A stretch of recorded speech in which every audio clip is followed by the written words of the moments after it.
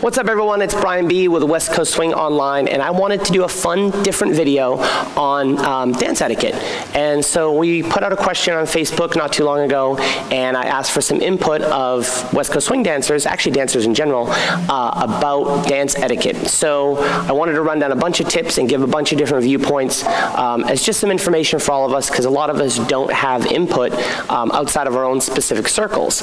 And because I play in the ballroom world and the West Coast world and the country dance world, and I have a studio and I also travel and teach, I know a lot of different people from a lot of different areas, and I collected a lot of information that I wanted to share with you. I have notes because I put in quite a bit of effort into this, so let's just start with just general tips. So of course we want to be well groomed. I had another tip that said wash your hands, especially when leaving the restroom. Sounds silly, but it's a good tip. If you sweat a lot, changing the shirts as is necessary through the nights, or through the night. When I first started dancing, I used to show up to the local bar and I would have 2-3 shirts in the car, and I would dance and get sweaty, and I'd go outside and change my shirt and come back in. Sweat's an inevitable thing we have to deal with. It's kind of creepy to talk about, but it is still part of the game, and minimizing that is a bonus to your partner. When asking, use your words. Sounds kind of silly, but a lot of us just get to the reach out and grab people by the hand. Not always the best. So go ahead and ask politely. Use your words, which leads us to being polite. Politely ask, hello, may I have this dance?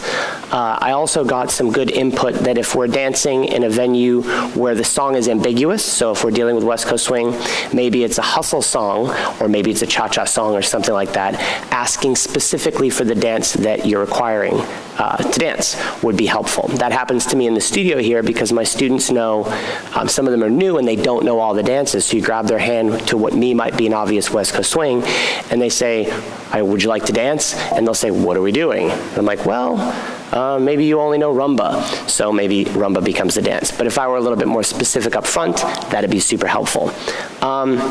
Then just general rules.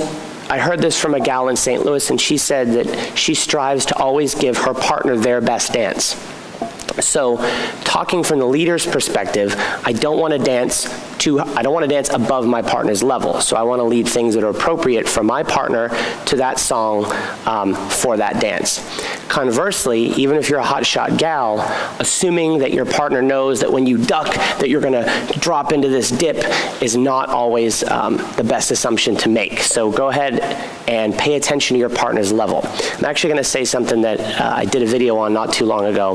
It's actually yet to be released, and that is to manage your partner, meaning pay attention to who you're dancing with, be able to dance on your own weight by yourself, do your best to manage the connection so it stays comfortable to the dancer. Okay, so going back to some hot button topics like asking a partner or asking a guy or gal who is obviously with someone. So let's use the scenario of a couple comes into the room, and I'm a gentleman and I'm going to ask the lady to dance. It's a good general rule. I learned this early on in my teaching to always talk to the same-sex person first, so I could introduce myself to the gentleman. Hello, my name is Brian. Would you care if I asked your lady to dance? That would be a good disarming way in most places to acknowledge the fact that, hey, I'm not hitting on the girl, I'm just here to ask for the dance. And doing that in reverse for the ladies or followers would be advantageous as well. Generally talking about entering a group of people. So there's a group of people chatting, and I'm going to go ask someone to dance in that group. Yes, we are all at the venue to dance for the most part, for different reasons and different levels. But again, general awareness of the group. So I'm literally reading off some of the information that people sent to me. Being aware of the body language, right? Are they turned away from the dance floor, focused on someone they're talking to, or are they chit-chatting away and their body language is open to the floor? That's a much more inviting type of body language, so being aware of that. Do they look like they want to dance? Again, that goes to body language.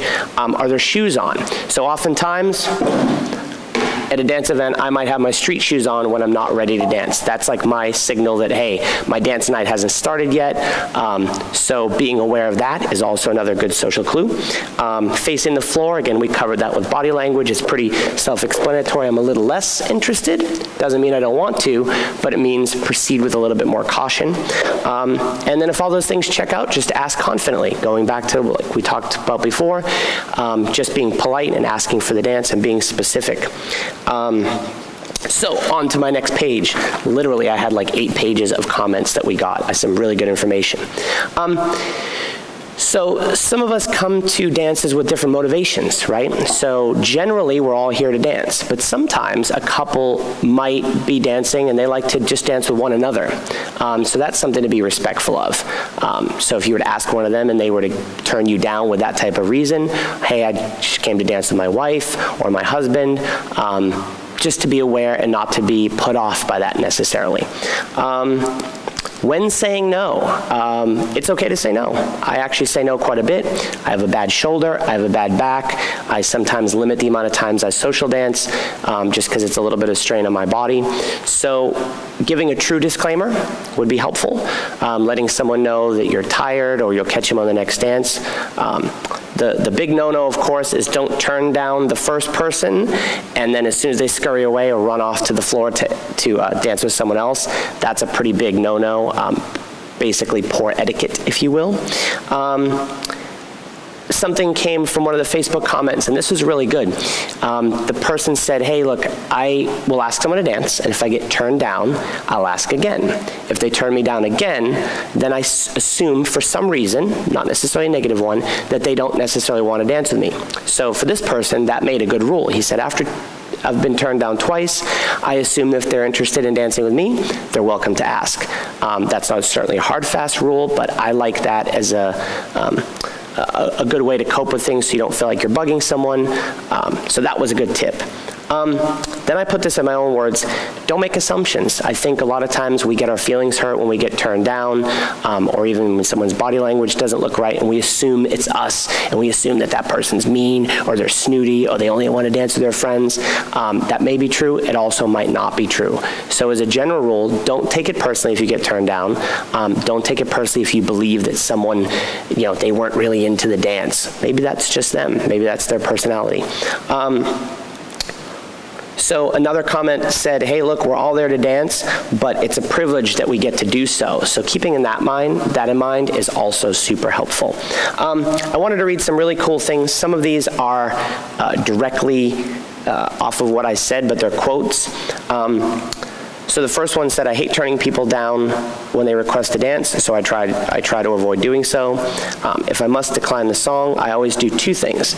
I give my reason for declining, which we talked about, whether it's I need to get some water, catch a breath, run to the restroom, and then I request a rain check, usually within 1 song. So in a smaller environment, that's probably something you can stick to. At a larger environment, at a dance event with 500 or 600 people, it becomes a little bit more tricky, but if you're a social dance fiend and you can find that person again quickly, that's super helpful. That's super helpful too. So what do we got on the next page? Again, there was some really good stuff. Talking about turning people down, this person said, hey, first and foremost, it's totally fine and 100% acceptable. I had someone that was one of my former students that has a vertigo issue, and she learned to dance with her husband.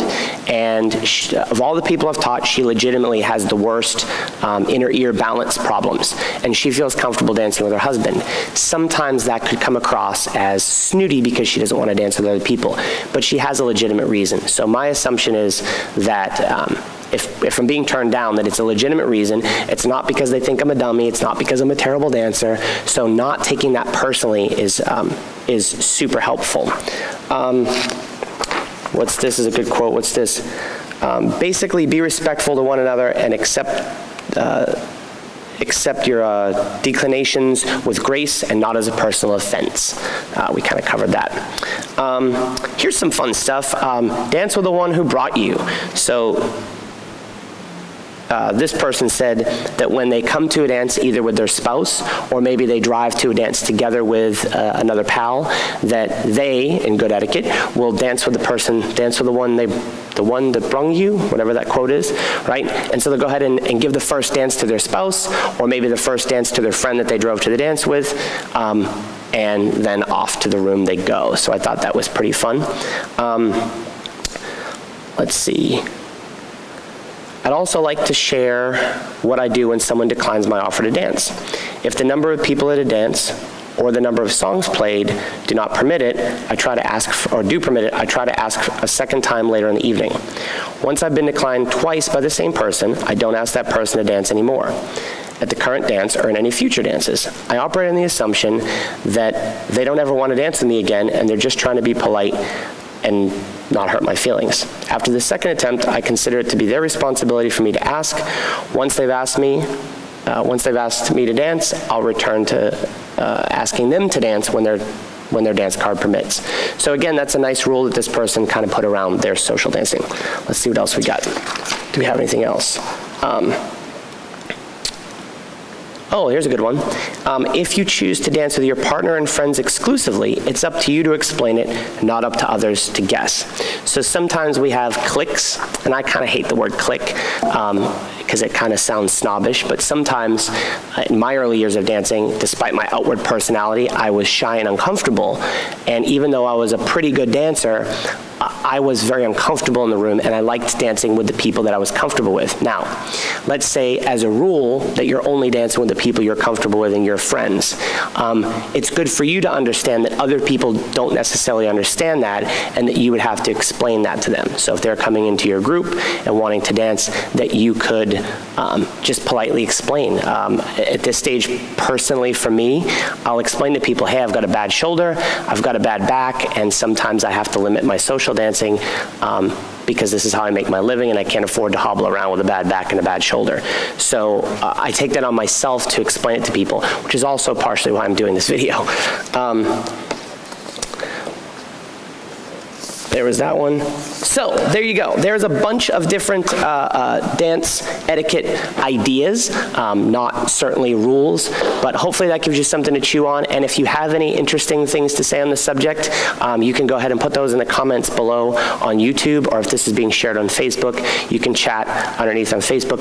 Please be polite, because when I did this on Facebook, I got a little nervous that because we have differing viewpoints on the subject, that people would start to argue against each other. So we're all one big happy family. Please understand that.